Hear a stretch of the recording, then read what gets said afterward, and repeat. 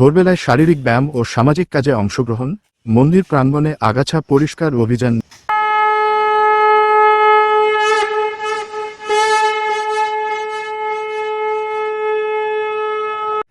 ফটিকছড়ি উপজেলার ২ অনুস্বর দাঁতমারা ইউনিয়নে শ্রী শ্রী বৈরাগী ঠাকুরের আশ্রমে সমাজসেবক মিন্টু নমের উদ্যোগে ভোরবেলায় শারীরিক ব্যায়াম ও পরিচ্ছন্নতা কর্মসূচি অনুষ্ঠিত হয়েছে।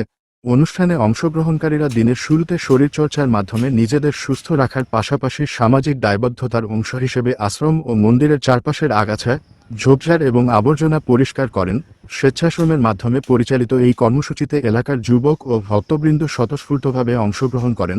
উপস্থিত ব্যক্তিরা জানান, নিয়মিত ব্যায়াম যেমন শরীরকে সুস্থ রাখে, তেমনি ধর্মীয় প্রতিষ্ঠানের ও সামাজিক পরিবেশ পরিচ্ছন্ন রাখা সকলের নৈতিক দায়িত্ব। এই লক্ষ্যকে সামনে রেখেই মিন্টু নমের উদ্যোগে এমন মহতী কর্মসূচির আয়োজন করা হয়েছে। এ সময় আশ্রম প্রাঙ্গণ পরিষ্কার পরিচ্ছন্ন করে আরও সুন্দর ও মনোরম পরিবেশ সৃষ্টি করা হয়। স্থানীয়রা এই উদ্যোগের ভূয়সী প্রশংসা করেন এবং ভবিষ্যতেও এ ধরনের সামাজিক ও মানবিক কার্যক্রম অব্যাহত রাখার প্রত্যাশা ব্যক্ত করেন।